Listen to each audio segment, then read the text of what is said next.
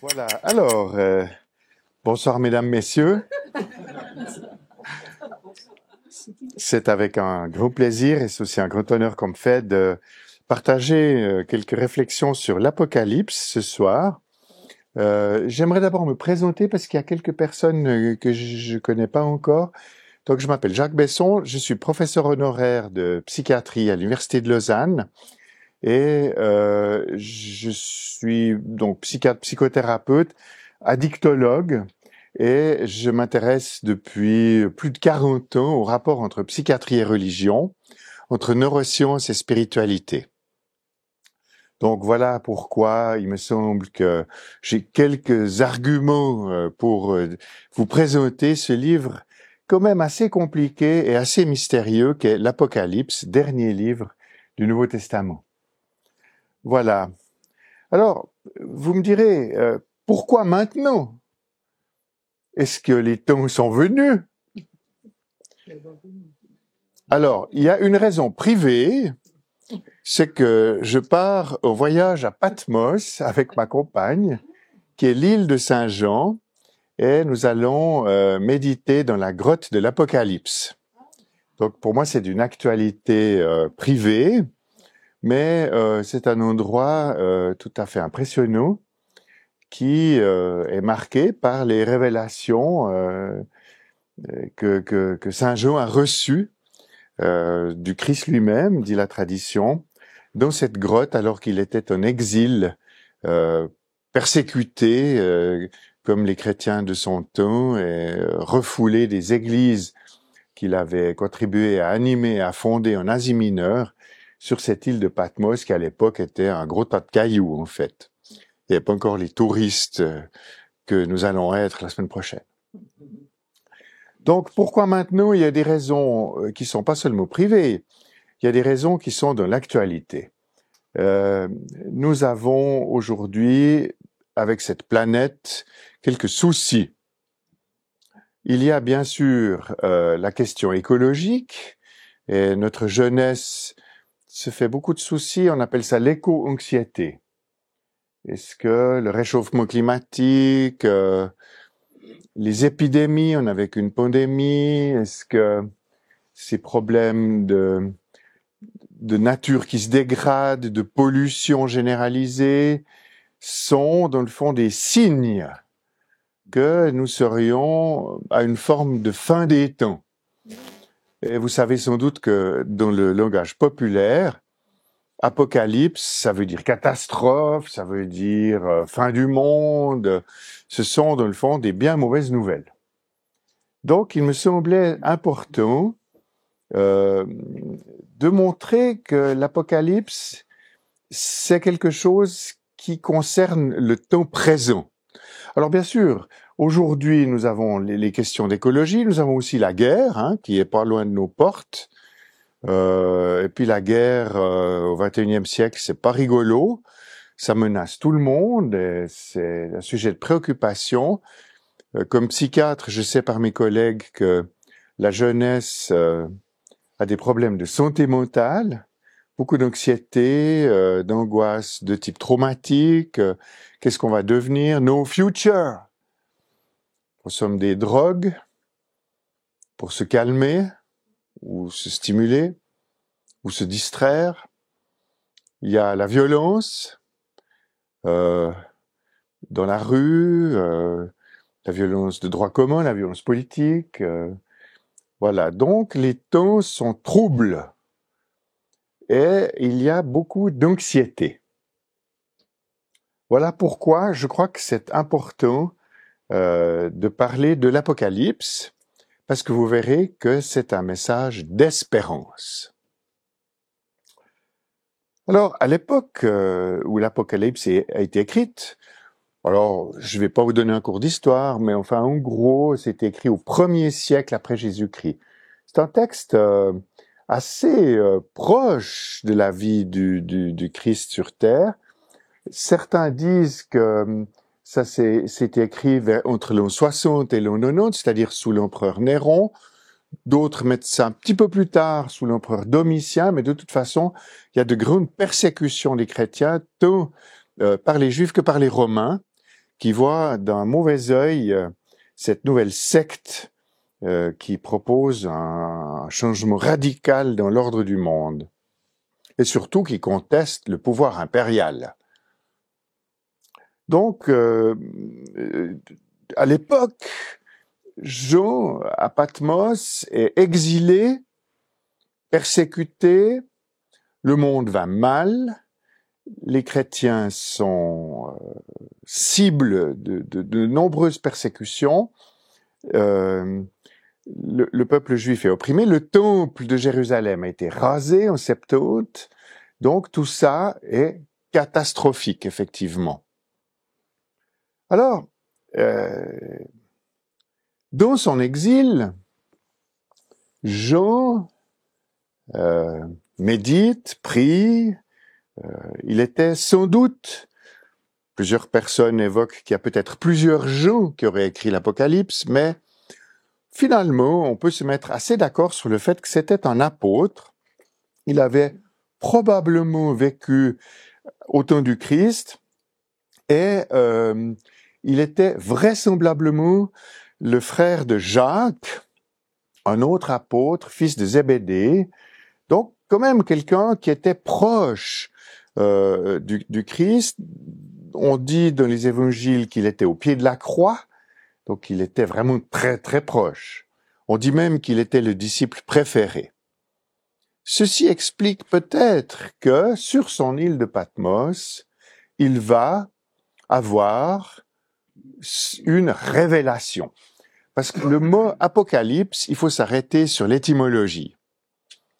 Apokalypsein, en grec, ça veut dire lever le voile. C'est-à-dire, il y a une réalité cachée, il y a de l'invisible que les humains ordinaires ne voient pas. Il faut être dans un état de grande spiritualité, dans une foi très profonde, pour avoir accès, pour voir l'invisible.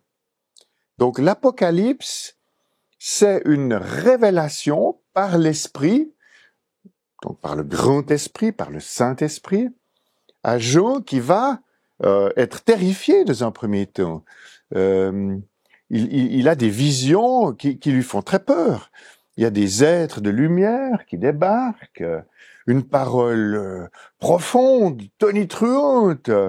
Il va se mettre à genoux, il a très peur. Mais petit à petit, il va comprendre que il s'agit d'un message de son Seigneur qui va s'adresser à lui pour lui donner une révélation, lever le voile sur l'invisible. Ça va jusque-là, vous me suivez? Bon. Alors, ça c'est pour les aspects historiques et mystiques. Ils sont bien sûr mélangés. Mais je vous propose une démarche ce soir. Nous allons regarder un petit peu ce que dit le texte. D'ailleurs, j'ai amené, pour ceux que ça intéresse, une Bible, la Nouvelle Bible en français courant, qui a été publiée il y a 2 ans. Donc, ça, c'est assez bien parce que ça évite le patois de Canaan et voilà. Donc, c'est écrit en français de tous les jours. Donc, c'est pas mal. Et puis, s'il y a des questions sur le texte, j'ai mis un marque-page. On peut toujours aller regarder ce qui est écrit. Voilà.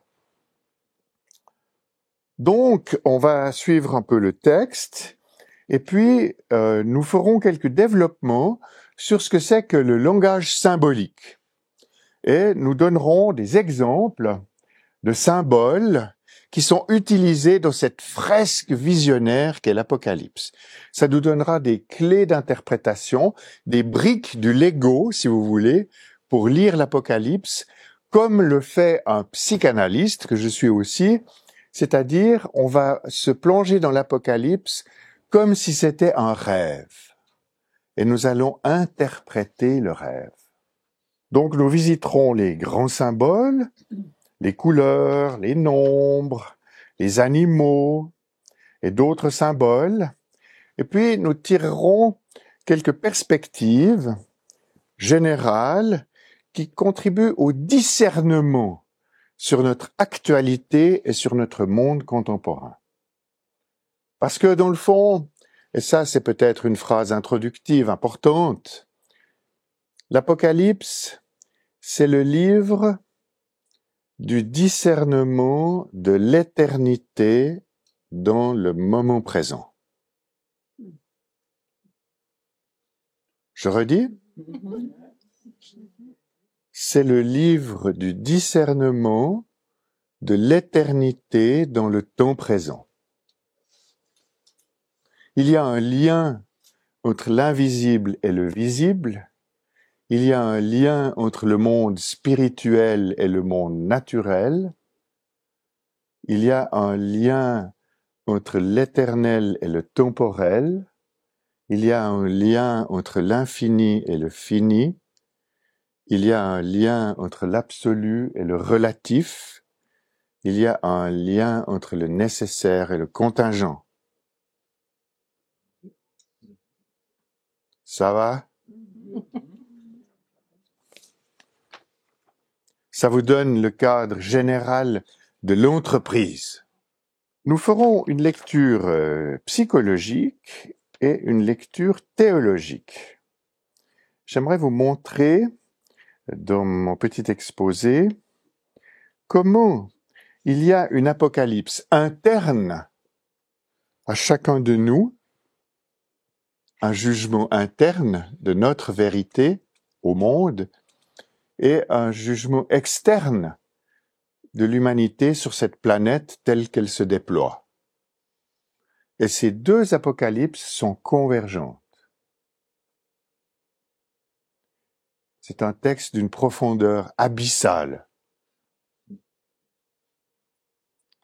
Bon, alors, au boulot. Alors, le texte. Donc, l'Apocalypse, c'est le dernier livre de la Bible. Il est composé de 22 chapitres. C'est pas très long, ça peut se lire en 1 heure, tranquillement.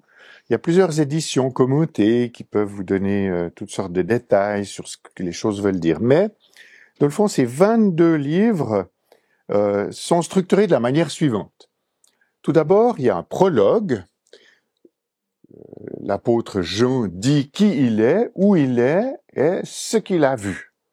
Et il se présente comme un disciple du Christ qui a reçu une vision du Christ qui va nous révéler. Vous savez, par rapport à toutes sortes de sectes et d'ésotérismes, j'aimerais vous dire ceci. Le christianisme est un ésotérisme dévoilé. C'est un mystère public. Bien. Après le prologue, la première partie est composée de 7 lettres aux 7 églises de l'Asie mineure, qui étaient, dans le fond, les premières colonies chrétiennes de ce qui est aujourd'hui devenu la Turquie. Et ces 7 lettres sont différentes pour chaque église. Et symboliquement, elles représentent les difficultés, les joies et les peines des églises, en général. La nôtre, ici, qu'elle soit orthodoxe, protestante, catholique, évangélique, peu importe, toutes les églises ont les mêmes problèmes. Et ces problèmes sont listés dans les 7 lettres. Vous faites ceci qui est bien, vous faites ceci qui est moins bien, vous pourriez vous perfectionner de telle et telle manière. Et chaque église a des problèmes spécifiques qui sont traités par les révélations. Donc c'est un message pédagogique pour toutes les églises du monde, jusqu'à aujourd'hui même.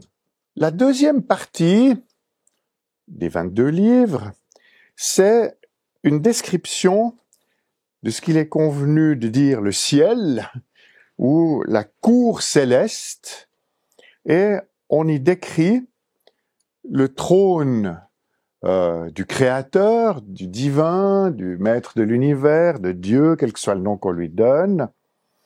Et tous les symboles sont là pour sa royauté. C'est un trône extrêmement lumineux, c'est un règne dont les symboles figurent l'absolu. Le règne absolu, total, définitif. Et apparaît un personnage tout à fait intéressant qui est d'une lumière éclatante, presque insupportable, dont les yeux rayonnent, dont les cheveux brillent, dont la tunique est de lin blanc étincelant, et il a une ceinture d'or. Enfin, c'est un personnage, disons aujourd'hui, on dirait un extraterrestre, d'accord, hein, débarqué d'une planète où il y a plus de lumière que chez nous.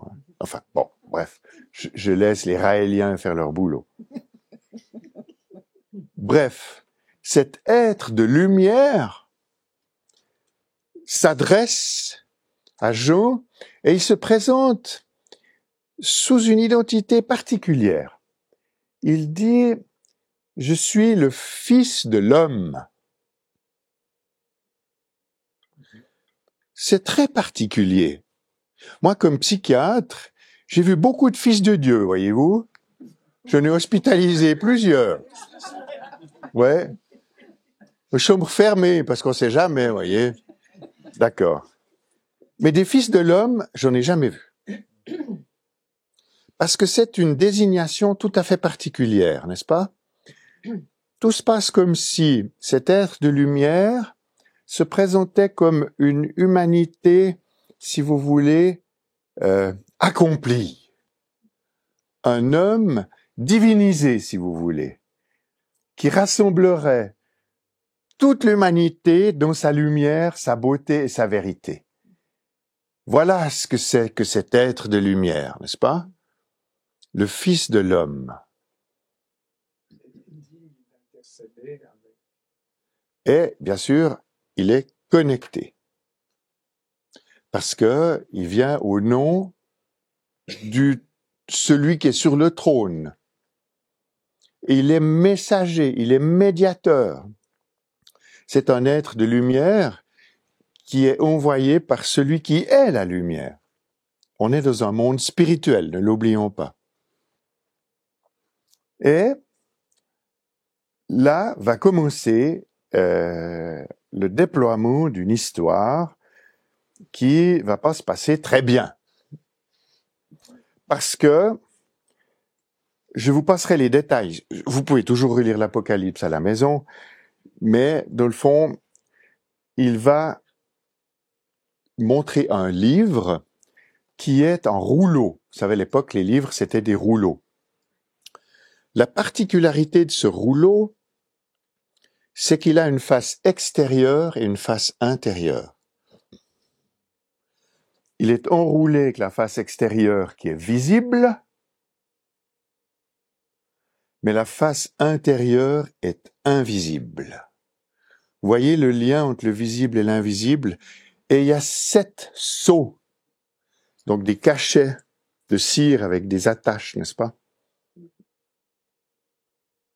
Et qui est habilité à ouvrir le livre? Vous? Vous? Il n'y a que l'agneau, donc le Fils de l'homme, qui est habilité à ouvrir le livre. Et le livre va être ouvert, et chaque ouverture de sceau, de ces cachets de cire, va déployer des catastrophes. Différentes catastrophes naturelles, humaines, des guerres, des épidémies, etc., qui renvoient d'ailleurs aux plaies d'Égypte. Parce que ce qu'il faut savoir, c'est qu'évidemment, les apocalypses sont inspirés des apocalypses de Babylone, des dévoilements égyptiens, du culte de Ra, Osiris et Isis, des cultes sumériens, des traditions du Moyen-Orient. Donc, ces sceaux renvoient à des catastrophes qui ont déjà eu lieu dans les grandes mythologies et dans les grandes traditions spirituelles. Et le 7e sceau ouvre un concert de 7 trompettes. Et ces 7 trompettes annoncent chacune des catastrophes. Toujours pires, toujours plus catastrophiques. On voit de la 3e partie de l'Apocalypse, alors, une révélation, cette fois, Si la cour céleste et l'ouverture des sceaux montrent la différence qu'il y a entre le monde du ciel et le monde de la terre, qui subit le mal finalement, eh bien, dans la troisième partie, il y a une vision du futur. Alors, ça a inspiré beaucoup, évidemment, de gens qui prennent les textes à la lettre. D'ailleurs, on parle de littérature apocalyptique. Par exemple, les témoins de Jéhovah, ça fait déjà 18 fois qu'ils ont prédit la fin du monde. Alors, chaque fois, ils disent, bon, ben, c'est pas la bonne, mais c'est parce qu'on n'a pas bien lu. Alors, la prochaine, c'est 2024, d'accord? Préparez-vous. Donc, cette vision du futur, en fait, n'a rien à voir avec Nostradamus, n'est-ce pas? C'est pas du tout ça. C'est une vision du futur qui montre, dans le fond, ce qui est constant, ce qui est permanent, et ce qui habite l'humain depuis l'origine jusqu'à la fin du monde. Et c'est, dans le fond, l'apparition de fléaux de grande envergure. On pourrait citer d'abord le dragon. Le dragon qui renvoie à la Genèse, où vous savez que c'est le serpent qui est venu tenter les humains. Il leur dit, si vous mangez le fruit de la connaissance, vous serez comme des dieux. Le mensonge premier. L'homme veut s'approprier la qualité divine. Ça, c'est la tentation du serpent. Alors, dans l'Apocalypse, vous avez un retour à la Genèse avec ce dragon, qui est un monstre terrifiant avec des cornes et tout, c'est épouvantable. Il est immensément puissant. Et il fait surgir des bêtes. Encore pire. Angelina, t'as peur, hein, je vois bien. Je commence à avoir des cauchemars, je pense. Mais quand on s'appelle Ange et Lina, ça va. Gazalé, en plus. Maison de Dieu. Oui. Ouais. Alors, ces bêtes, il y en a une qui vient de la mer et elle produit toutes sortes de catastrophes, encore une fois, et une qui vient de la terre. Et dans le fond, ces bêtes sont tellement puissantes que les humains les vénèrent. Ils les adorent. C'est un culte idolâtre à la bête, à la puissance. Alors, les exégètes ont dit, oui, c'est, dans le fond, s'agenouiller devant l'argent, la puissance, la force, la méchanceté, la cupidité, l'avarice, la luxure. Vous voyez tous les péchés, hein, ils sont tous là. Et les humains, il y a même un moment intéressant qui parle de notre modernité. Les humains doivent se soumettre à la bête. Ceux qui ne se soumettent pas à la bête sont exclus du commerce mondial. Voilà, on y est. On y est. Il y a une interprétation. Oui, aujourd'hui, imaginez un instant que vous n'ayez plus de carte bancaire, De téléphone. de smartphone, de connexion Internet, d'identité administrative, que vous soyez un migrant sans papier. Il y a tous ici. Et plein d'impôts. C'est bien. C'est prophétique, cette marque de la bête. Oui, parce que les hommes se soumettent volontairement à la marque de la bête. Ils cotisent, ils payent l'abonnement. Ouais, ils sont très contents. Ouais. Mais heureusement, les bêtes déclenchent de nouveau 7 fléaux. Donc, il y a des sauterelles, il y a des épidémies, le ciel devient noir, la lune s'obscurcit, il y a une planète qui tombe sur la terre, les mers sont empoisonnées, les rivières deviennent comme du sang. Donc là, je reste au ras du texte, hein, je ferai le psychanalyste après. Mais peut-être que on peut quand même dire une chose amusante, c'est que l'étoile qui tombe sur la Terre et qui empoisonne les eaux et la mer et la terre, elle s'appelle absinthe. Vous savez comment on traduit Tchernobyl de l'ukrainien en français? Tchernobyl, ça veut dire absinthe. C'est intéressant, n'est-ce pas? Il y a à la fois une actualité, une traduction, ce qui est en haut est comme ce qui est en bas. Mais il y a quand même des bonnes nouvelles. Je vais rassurer Angelina. Ouais. Parce que dans la troisième partie, eh bien, on assiste à la chute de Babylone. Ah! Alors, ça fait mal, hein? Parce que les survivants, ils dégustent. Ils appellent la mort, tellement que c'est horrible ce qui leur est arrivé. Donc, quand Babylone s'effondre, c'est l'effondrement de l'ancien monde. C'est l'effondrement du mal, c'est l'effondrement des puissances, c'est l'effondrement de tout ce qui fait que les gens sont méchants, égoïstes et vicieux.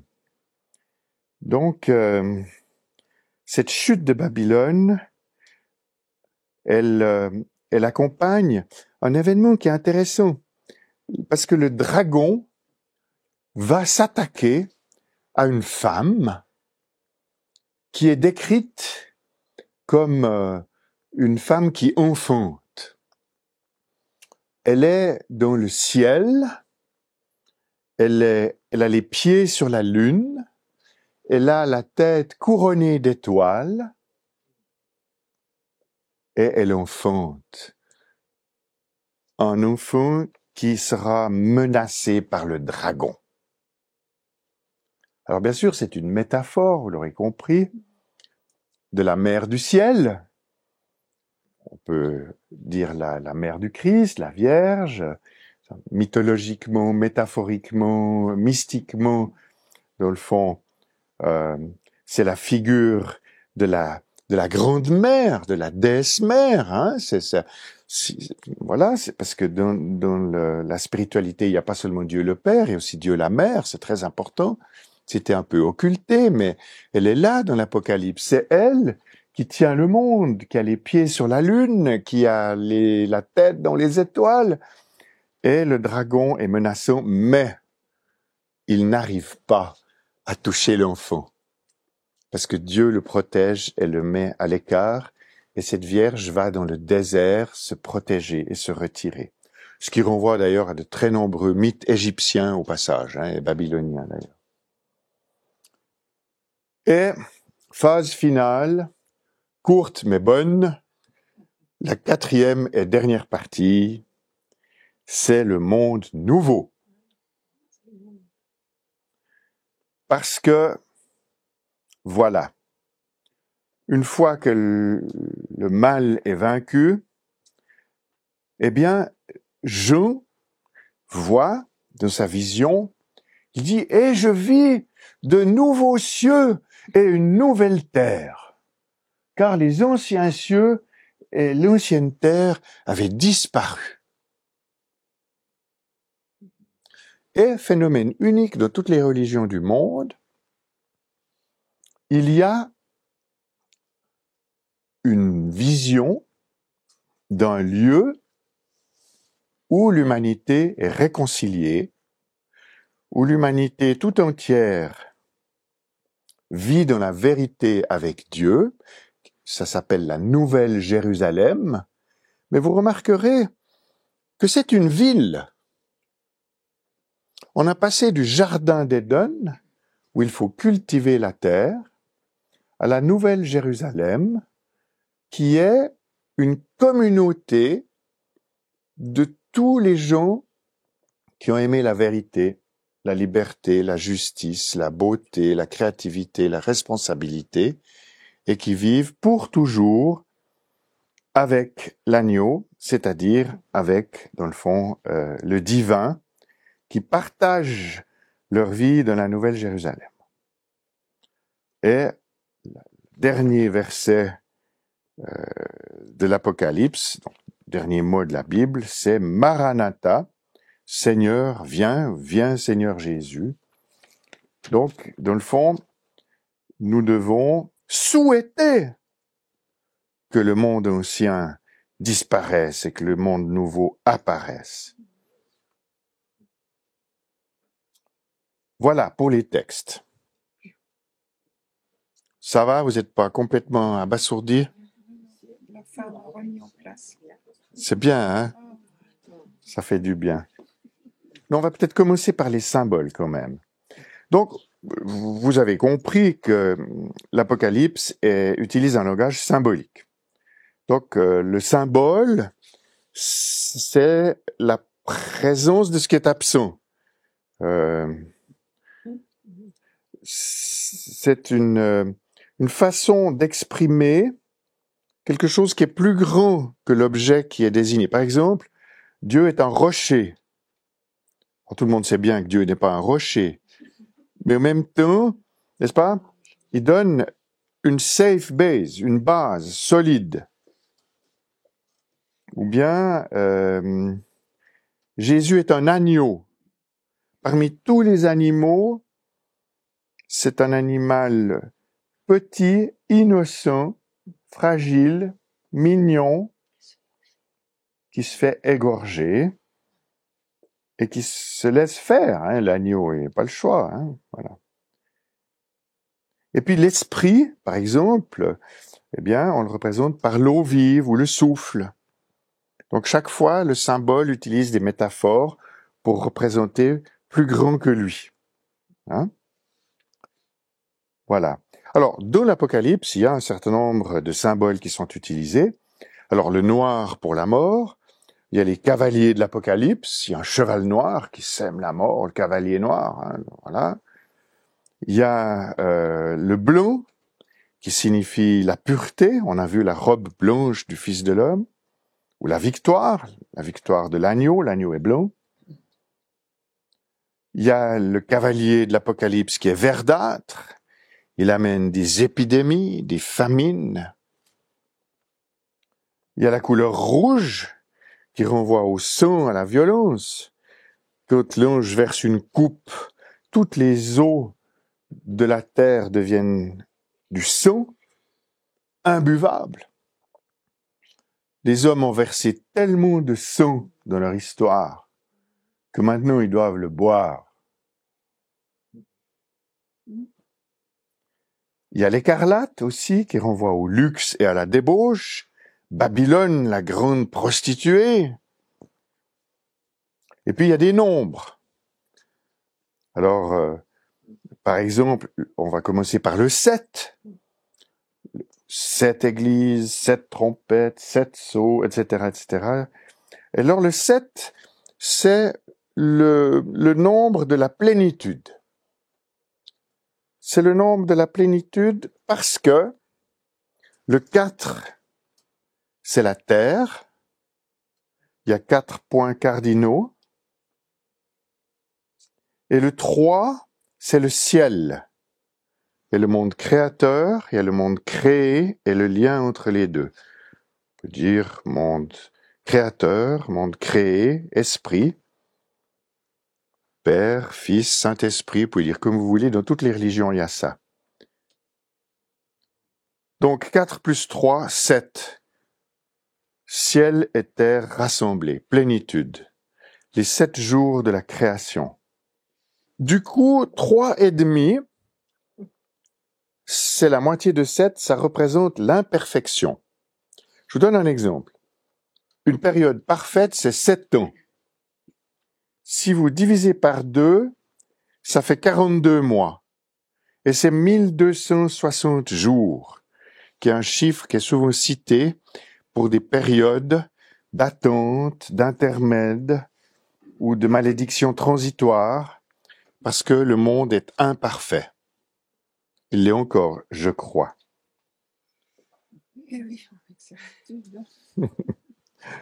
4, nous l'avons vu, c'est le monde entier. Et 12, c'est les tribus d'Israël. Ça représente aussi toute l'humanité. 12 tribus, c'est 12 sous-ensembles de l'humanité, puisque, dans le fond, maintenant, dans le fond, Dieu sauve tous les hommes. C'est aussi 12 apôtres. Et s'il y a un pythagoricien parmi vous? Non? Vous savez combien il faut de sphères pour recouvrir la surface d'une sphère? 12. C'est intéressant, n'est-ce pas? C'est une vérité mathématique. Il faut 12 apôtres pour envelopper le Christ. 12 tribus d'Israël pour figurer l'humanité réconciliée. Voilà. 144. 12 fois 12. 144 000. Beaucoup de 144. 1000, c'est beaucoup. Hein? Faut pas chercher les nombres. Faut pas faire les témoins de Jéhovah.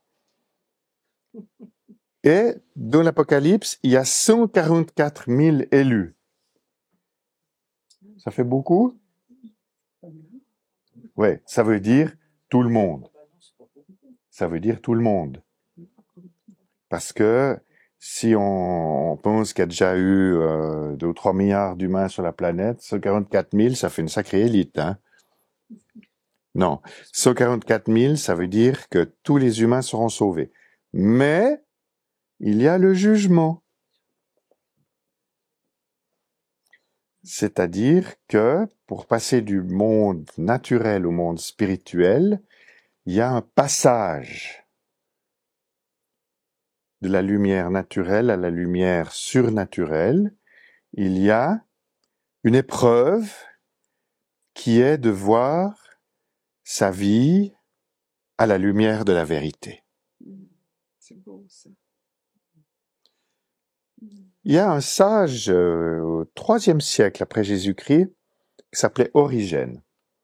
Il disait, si Dieu est parfait, son amour est parfait, sa justice est parfaite. Problème. Qu'est-ce qu'on fait avec les méchants? Il va où Hitler? Hein? Il va quand même pas au paradis à l'appartement d'à côté, ou bien ça... Non? Pas déconner, hein? Non. Non. Origène a cette idée de génie qu'il appelle apocatastase, c'est-à-dire que au moment de la mort, on voit sa vie se dérouler, c'est rapporté par la médecine, hein. C'est la Near Death Experience, c'est ça, hein. On voit sa vie se dérouler, mais on la voit dans la vérité, à la lumière de la vérité. Et on voit ce qu'on a fait de bien et ce qu'on a fait de mal. Peut-être, certains prophètes disent qu'on vit le mal qu'on a fait aux autres. Alors Adolphe, il a du souci à se faire, hein, parce que ça va lui prendre un certain temps dans l'éternité. Hein. Mais, comme l'amour de Dieu est parfait, et que l'univers créé est une totalité, tous les hommes sont aimés et accèdent à la Nouvelle Jérusalem dans la lumière divine. Purifiés, hein? Attention. Alors, voilà pourquoi il y a 144 000 élus. Donc vous êtes dans le nombre, vous voyez. 143 999e. 666. Alors ça, c'est un nombre à la mode, parce que tous les satanistes, les rockers, les méchants, ils mettent 666 sur leur t-shirt et tout et tout. Alors 666 est évoqué effectivement dans l'Apocalypse. C'est le nombre de l'imperfection. Pourquoi? Parce qu'il n'atteint pas le 7.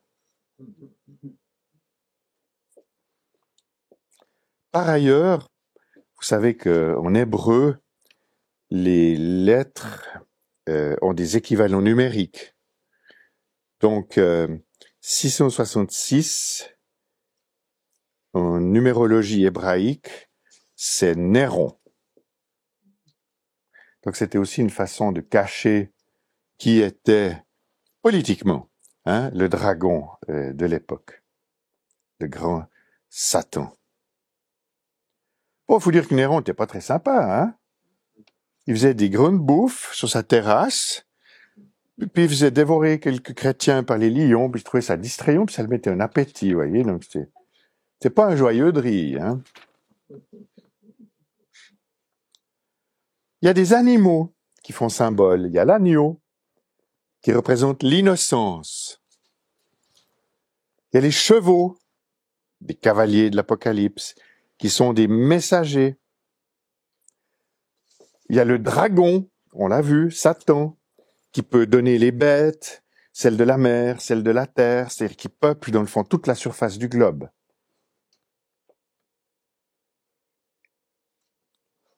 Et il y a d'autres symboles. Par exemple, le symbole de l'alpha et de l'oméga. Alors, alpha, c'est la première lettre de l'alphabet grec.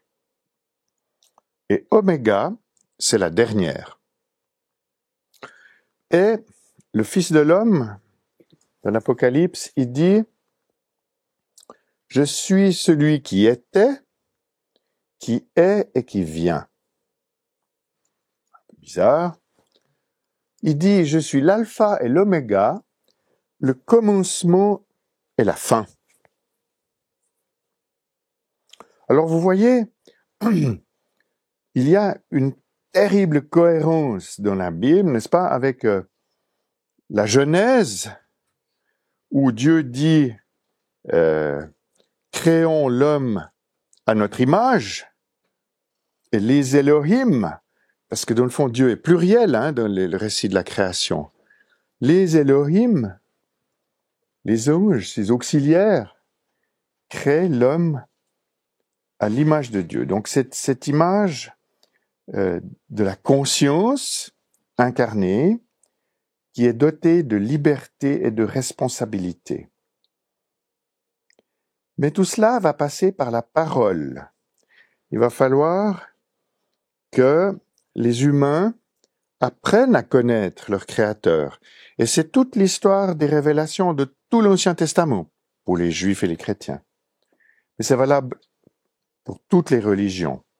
Elles ont toutes fait un apprentissage collectif de la question des origines, de la question du sens de l'existence, la question des finalités de la vie.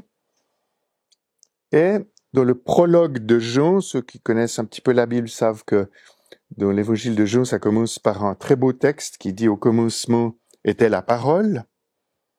Et la parole était avec Dieu, et la parole était Dieu, etc. Ça parle du Christ. Mais cette idée que, dans le fond, dans la création dans laquelle nous sommes, c'est la parole. Et là, c'est le médecin scientifique qui vous parle. C'est la parole qui crée le lien entre le corps et l'esprit. Nous sommes des êtres de parole. Nous sommes dans une création de parole. Et dans l'Apocalypse, le Fils de l'homme dit « Je suis l'alpha et l'oméga ». Tout se passe comme si. D'ailleurs, Jésus est mort sur la croix en disant « Tout est accompli ». C'est bizarre. Parce que dans la Kabbale, qui est l'ésotérisme juif, la question du sens de l'univers, c'est la question de l'inaccompli.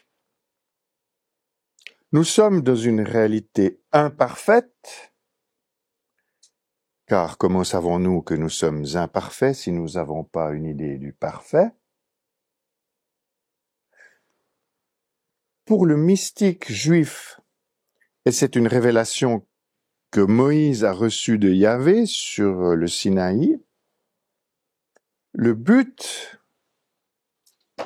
c'est de passer de l'inaccompli à l'accompli, de la matière à l'esprit, de l'obscurité à la lumière, et c'est pour cela que l'homme est un être de parole. un être psychique. Et dans le fond, quand le Fils de l'homme dit « Je suis l'alpha et l'oméga », il nous donne quelque chose qui est très intéressant. C'est que tout se passe comme si, dans la vie du Christ, il y avait quelque chose qui est accompli. En étant l'agneau, innocent, immolé, qui vint la mort, dans la spiritualité chrétienne, il nous embarque avec lui vers cette nouvelle Jérusalem, qui est une promesse d'un monde nouveau, mais dont nous sommes les co-créateurs, dont nous sommes les ouvriers. Nous avons une responsabilité. Nous sommes dotés de créativité, de liberté et de responsabilité.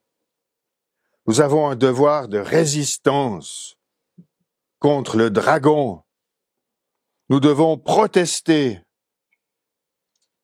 C'est pas béni oui oui. Non, non. Pour aller de l'alpha à l'oméga, il faut passer par les 7 trompettes, par les cavaliers, par les coupes. Il faut en baver parce que ça vaut la peine. Parce que quand il n'y a plus d'espoir, il y a l'espérance.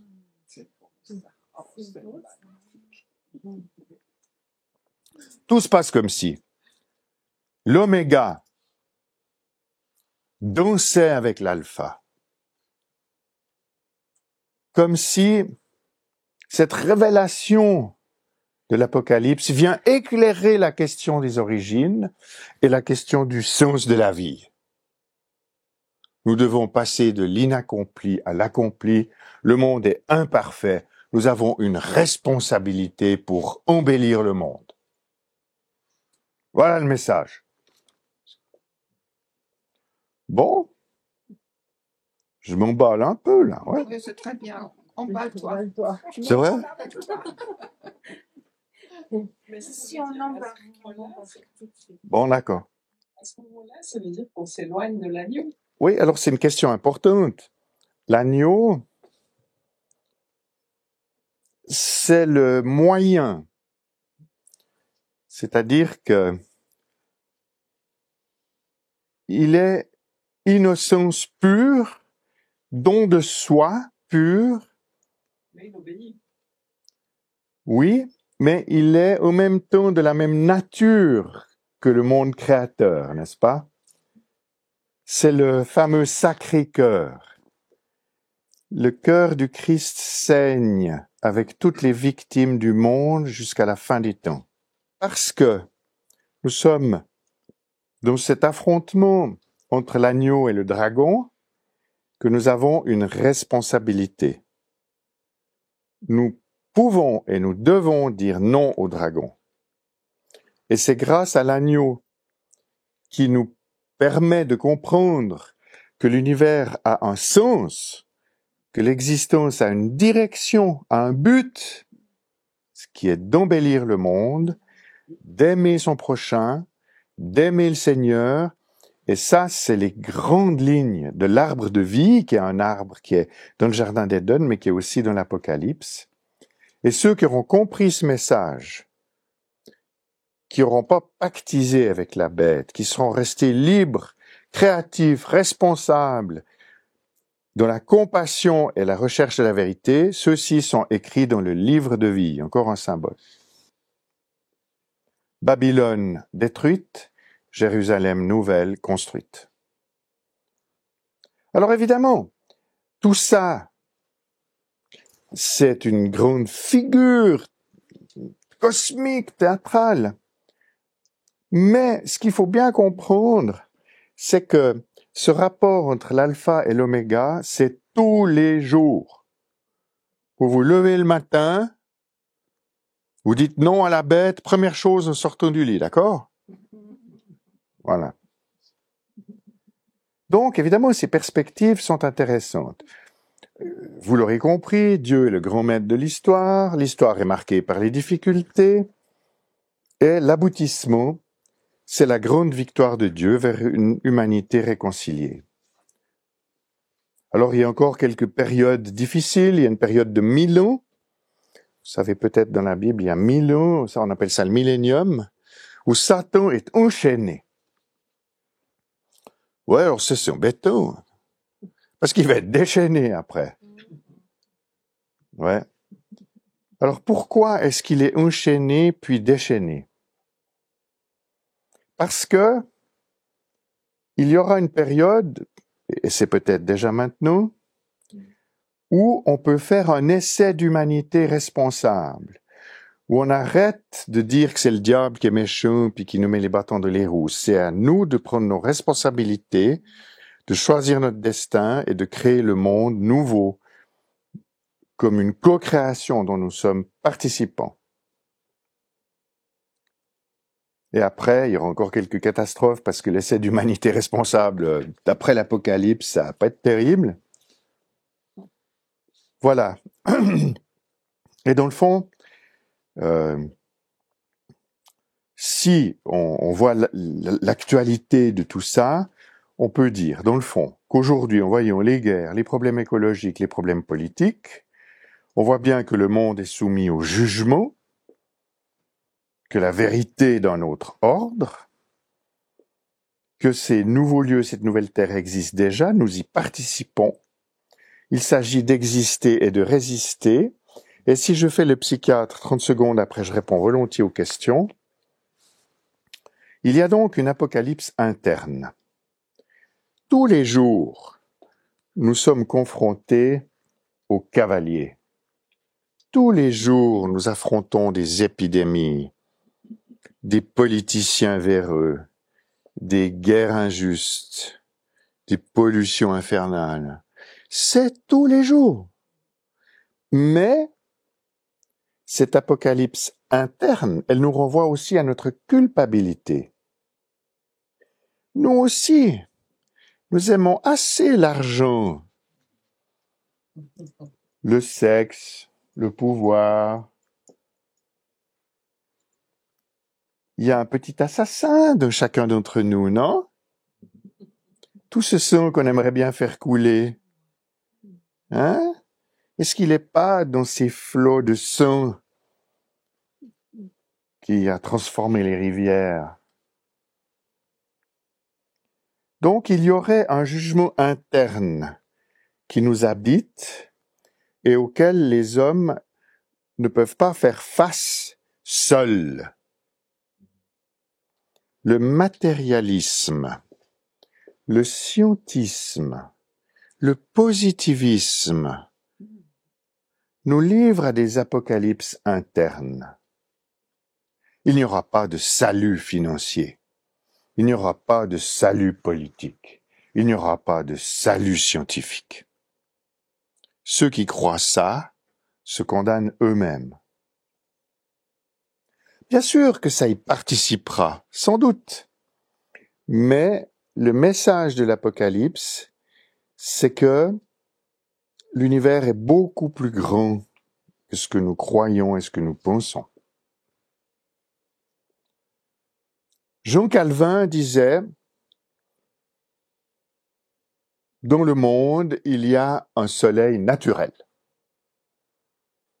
Il donne de la force, de la lumière et de la chaleur. Mais dans le monde spirituel, il y a un soleil spirituel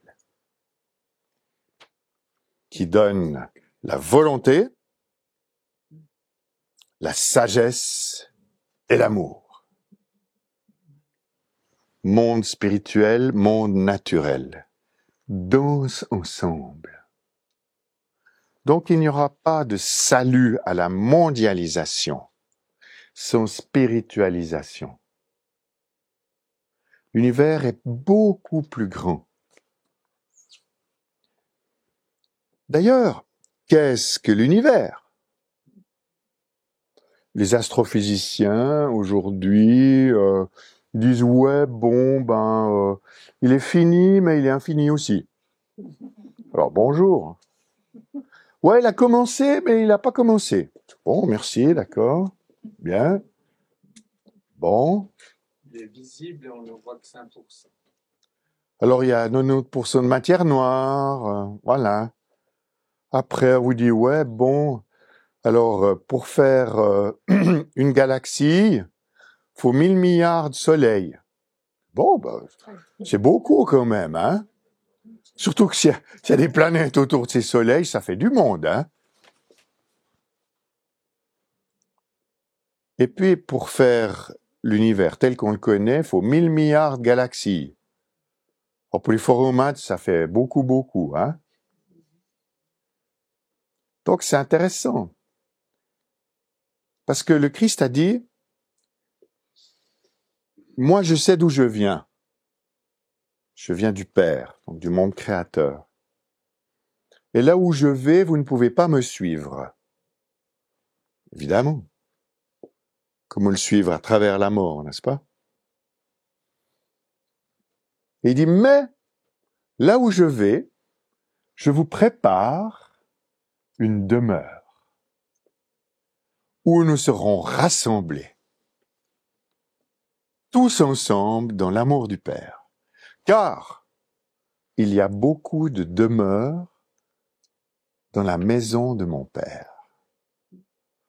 Alors, 1000 milliards de galaxies, quand 1000 milliards de soleils, ça fait quand même pas mal de demeures, hein, voyez? Et si les astrophysiciens nous racontent qu'il faut 11 dimensions pour expliquer la gravitation universelle, il faut combien de dimensions pour faire apparaître le monde spirituel? Ben moi, je vais vous dire, il suffit juste d'une de plus. Où sont les anges? Où sont les messagers? Où sont les êtres de lumière? Où sont les esprits? Où sont les morts? Où sont les mystères? Le monde, l'univers est beaucoup plus grand que ce que nous pensons. D'ailleurs, la conscience est beaucoup plus grande que ce que nous pensons. Car qu'est-ce que la conscience? Un hémisphère gauche qui fait des maths et du français? Ah. C'est aussi un hémisphère droite qui fait des rêves, des arts, de la musique. C'est aussi un lobe frontal qui a des intuitions, des visions, mais aussi les boyaux de la tête, des émotions. La conscience, c'est vachement grand. Et aujourd'hui, on s'intéresse à la conscience modifiée. Alors, il y a plusieurs types de conscience. Dans l'hypnose, si je vous suggère que le téléphone sonne, vous allez entendre le téléphone sonner, mais pas dans le même endroit du cerveau que là où il sonne quand il sonne vraiment. Et pas dans le même endroit où il sonne quand vous rêvez que le téléphone sonne.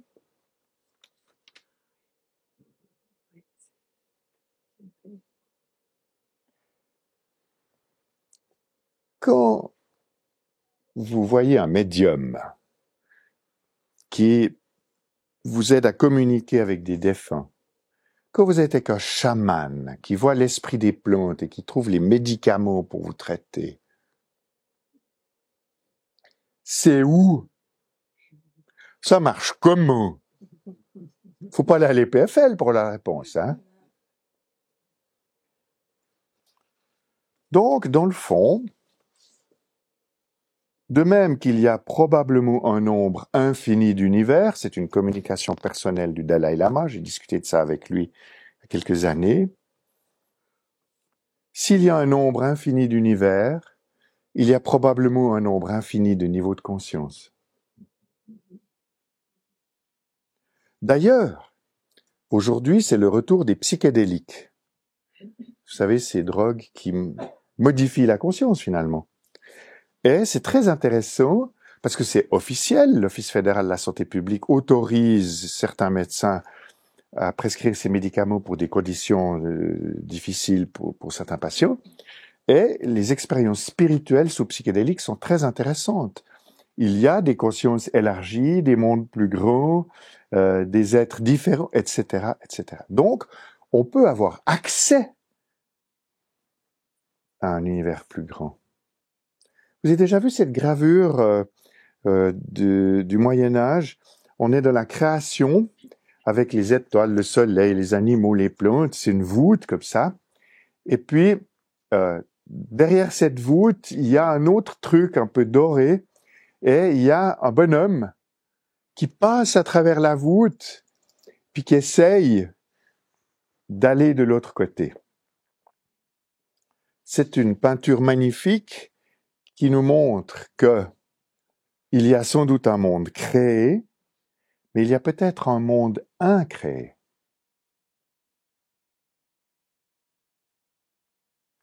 Notre univers à 4 dimensions plus temps, c'est une bulle dans une marmite d'univers.